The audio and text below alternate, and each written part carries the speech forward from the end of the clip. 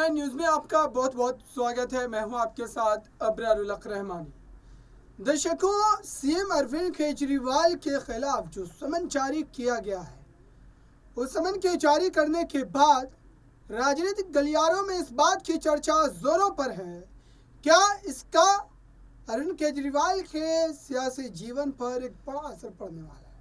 क्या उनके गिरफ्तार होने के बाद या उन पर कोई कड़ी कार्रवाई होने के बाद आखिरकार मामला फिर मुख्यमंत्री पद को लेकर के फंस जाएगा कि मुख्यमंत्री किसे बनाया जाए, कौन इस बड़ी जिम्मेदारी को जो है संभालेगा, और क्या आने वाले समय पर पार्टी में कोई बड़ी टूट के भी आसार जो है वो नजर आ सकते हैं।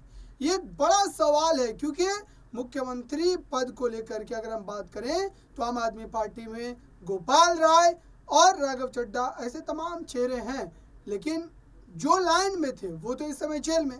तो जाहिर सी बात है कि अब कहीं ना कहीं पार्टी में इस बात को लेकर के गुत्थम गुत्थी हो सकती है, चिंतन मंथन किया जा सकता है, और हो सकता है कि कई धड़े भी बन जाए, क्योंकि इस मुद्दे को लेकर के साफ तौर पर यह कहा जा रहा है गोपाल राय ने जो अपने पक्ष को रखा है, जो अरविंद केजरीवाल के खिलाफ समन जारी किया गया, उसके बाद वो तमाम बातें किस ढंग से रख रहे हैं, सुनिए।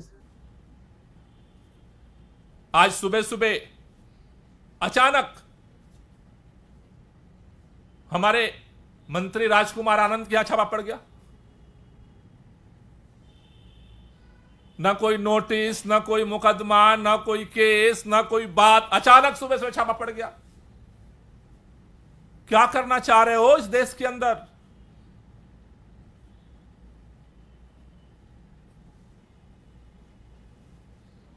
ये देश पूरा देख रहा है, और आज जिस तरह से भारतीय जनता पार्टी के प्रवक्ता के जुबान पे दर्द आया कि गठबंधन आम आदमी पार्टी उन पार्टियों से कर रही है, मतलब कि वो बात सच है कि आपको डर लग रहा है कि इस देश के अंदर लोकसभा चुनाव अगर विपक्ष के सारे नेता मैदान में एक साथ उतरते हैं तो लोकसभा चुनाव भारतीय जनता पार्टी किसी भी कीमत पर नहीं जीत सकती,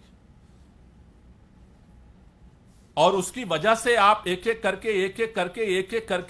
करके सारे कानून की, सारे नियमों की, सारी मर्यादाओं की धज्जियां उड़ाते हुए आप सारे एजेंसियों को अपनी कठपुतली बना करके इस देश के अंदर लोकतंत्र की हत्या करने पर उतारू हो गए हो।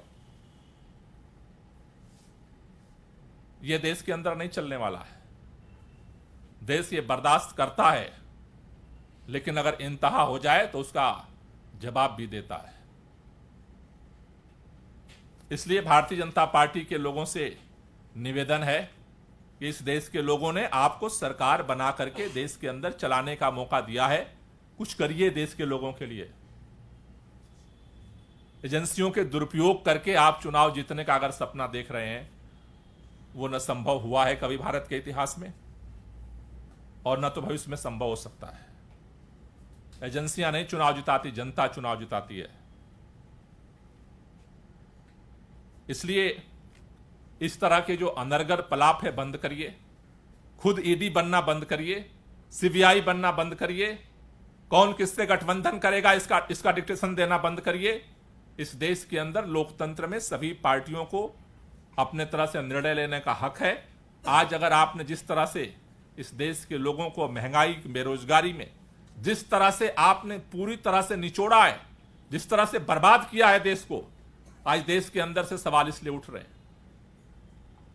इसलिए अगर आप ये सोचते हो कि ईडी के दम पर सभी विपक्ष के नेताओं को हम जेल में डाल करके आवाज बंद कर देंगे, वो संभव नहीं होने वाला है।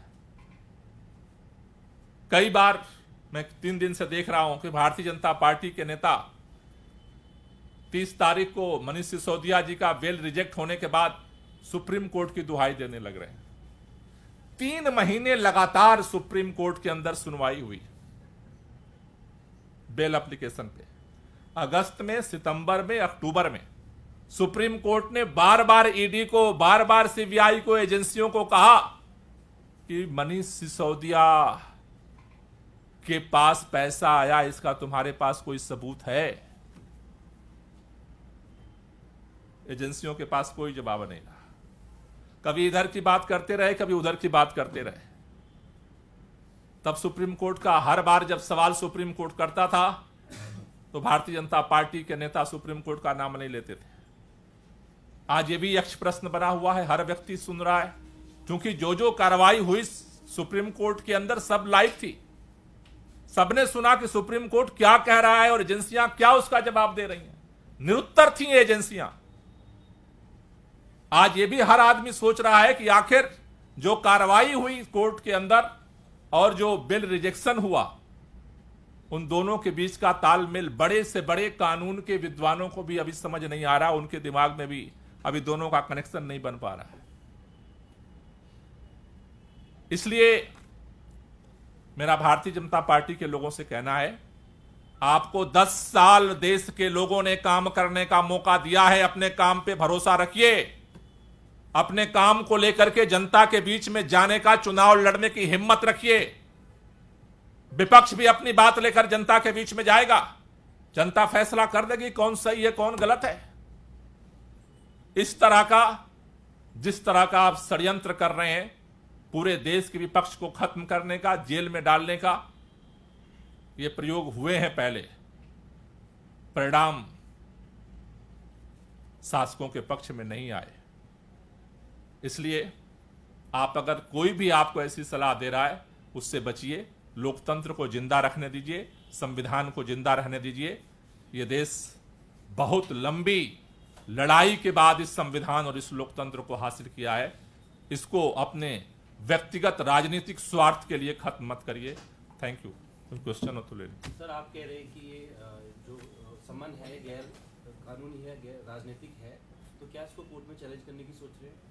नहीं, इसको लेकर के हमारी जो कानूनी एक्सपर्ट्स हैं उस पर सारा स्टडी कर रहे हैं और जो उनकी सलाह होगी उस पर हम कदम बढ़ाएंगे। एक सर, आपने जो बयान चलाया हुआ रेड लाइट ऑन गाड़ी ऑफ वाला, आपका कहना है दिल्ली कुछ रोक रही है ऐसा करने से? ये भी एक दुर्भाग्यपूर्ण है। आज दिल्ली के अंदर हमने 26 तारीख को रेड लाइट ऑन गाड़ी ऑफ कैंपेन शुरू किया था। आईटीओ से 28 तारीख को बाराखम्मा पे हुआ, 30 तारीख को चंदगी राम अखाड़े पर हुआ और 2 तारीख को पहले दिन से घोषित था कि दिल्ली के 70 विधानसभा क्षेत्रों में होगा। आज रेड लाइट ऑन गाड़ी ऑफ कैंपेन के लिए जो लोग चौराहों पे जा रहे हैं, जगह जगह उनको पुलिस गिरफ्तार कर रही। मतलब समझ में नहीं आ रहा है कि एजेंसियों को कितना दुरुपयोग करेगी भारतीय जनता पार्टी। अभी हमारे विधायक जनरल सिंह को उन्होंने गिरफ्तार कर लिया। वो रेड लाइट ऑन गाड़ी आपकी कैप तख्ती लगाए चौराहे पर खड़े थे। मतलब हद ही हो गई है भाई। इसमें दिल्ली पुलिस का जवाब आया है, वो कह रहे लॉ एंड ऑर्डर की स्थिति थी वहां पर बनी थी और हाथ में काली पट्टी बांध रखी थी, मना किया, नहीं माने तब जाके उनको सुबह से जगह जगह विधायकों, काउंसलरों के यहाँ जो है ऑन रिकॉर्ड वीडियो मेरे पास पड़ी है, उनके घर जाके पुलिस बैठ रही है। ऑन रिकॉर्ड मेरे पास वीडियो पड़ी है, जगह जगह से लोग भेज रहे हैं। रेड लाइट ऑन गाड़ी आपकी तख्ती लेकर के आईटीओ पे लॉ एंड ऑर्डर की दिक्कत नहीं पैदा हुई।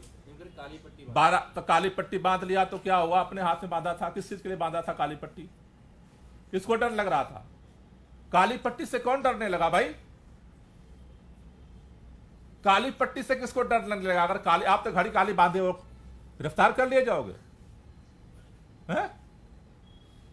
तो आपने सुना दर्शकों, अरविंद केजरीवाल की उस बड़ी जो है गिरफ्तारी को लेकर के सभी की नजरें टिकी है, क्योंकि गिरफ्तारी होगी तो देश की राजनीति में एक नया बवाल हो। और साथ ही गोपाल राय के भी पक्ष को सुना आपने। भले ही कोई नेता ये नहीं कहता कि वो सीएम बनना चाहता है, लेकिन सीएम बनने की ख्वाहिश सभी के मन में होती है। और क्या ये स्थिति अब आम आदमी पार्टी में भी पैदा हो गई है? फिलहाल इस खास रिपोर्ट में बस इतना ही। जुड़े रहें बड़ी खबरों के लिए नेक्स्ट न्यूज़ के साथ।